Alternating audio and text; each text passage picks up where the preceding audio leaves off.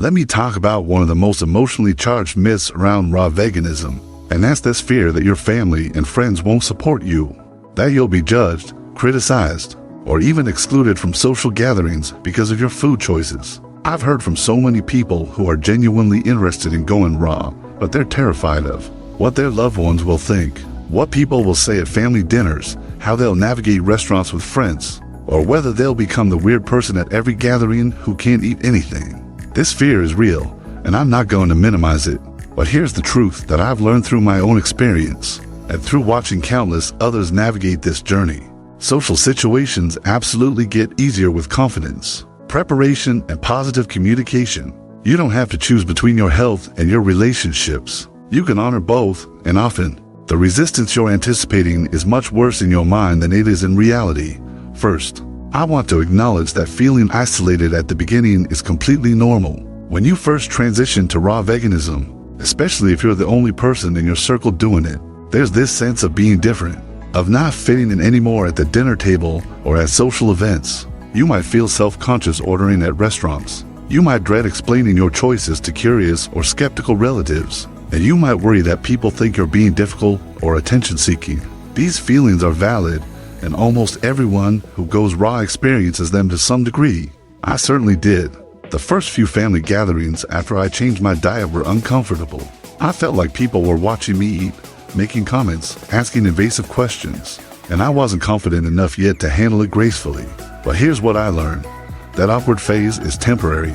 As you become more confident in your choices, as you start experiencing the incredible benefits of eating raw, and as you develop strategies for handling social situations, it gets so much easier. The isolation fades, and often you actually inspire others instead of being judged by them.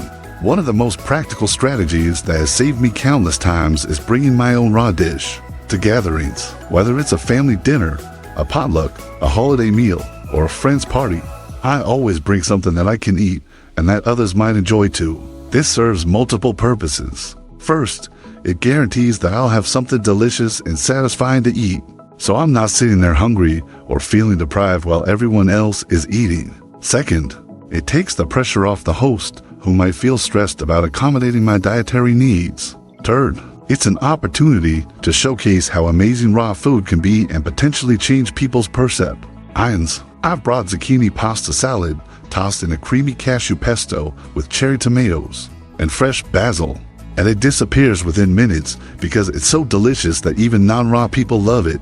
I've brought massive fruit platters with strawberries, pineapple, mango, grapes, and berries arranged beautifully, and everyone gravitates toward them. I've brought raw vegan brownies, raw energy balls, raw spring rolls with almond dipping sauce, and every time, people are surprised by how good everything tastes. When you bring food that's genuinely delicious, you're not the weird person with the restricted diet anymore. You're the person who brought the most interesting and tasty dish to the table. Communication is absolutely critical in navigating social situations, and the key is responding positively rather than defensively.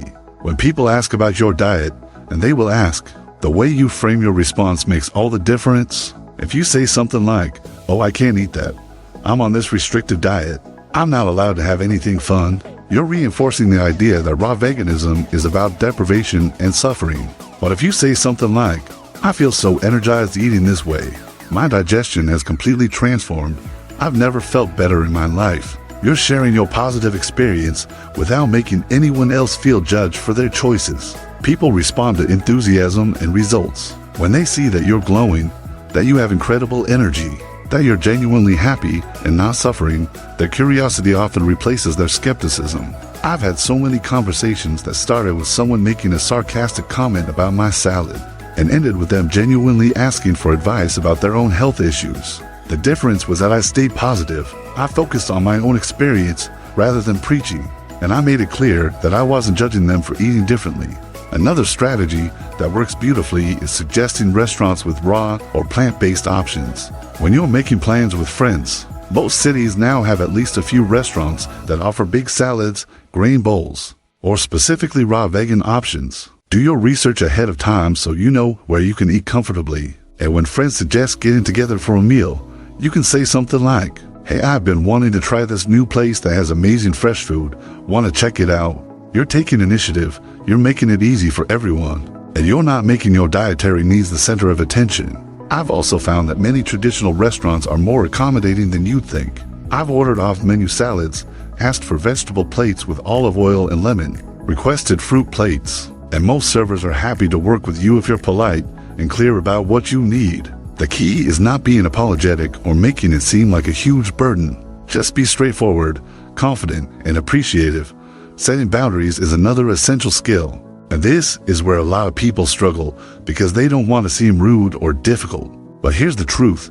You have every right to make choices about what you put in your body, and you don't owe anyone an explanation beyond a simple, polite statement.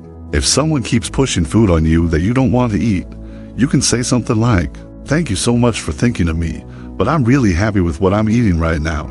If someone makes a critical comment about your diet, you can say, "I appreciate your concern, but this is working really well for me and I feel great." You don't have to justify, defend, or explain yourself endlessly. You also don't have to engage with every debate or criticism that comes your way. Some people will genuinely want to understand, and those conversations can be wonderful. But others just want to argue or make themselves feel better about their own choices. By putting yours down, you don't owe those people your time or energy. It's okay to change the subject, to politely decline to discuss it, or to simply say, "I'd rather not get into a debate about food right now. Let's talk about something else." The biggest mistake I see people make, and I made this mistake myself early on, is being preachy or judgmental about other people's food choices. When you're passionate about raw veganism and you're experiencing incredible results, it's tempting to want everyone you love to experience the same thing. You see your mom struggling with health issues and you want to tell her to go raw. You watch your friends eating fast food and you want to lecture them about nutrition. But here's what I learned the hard way.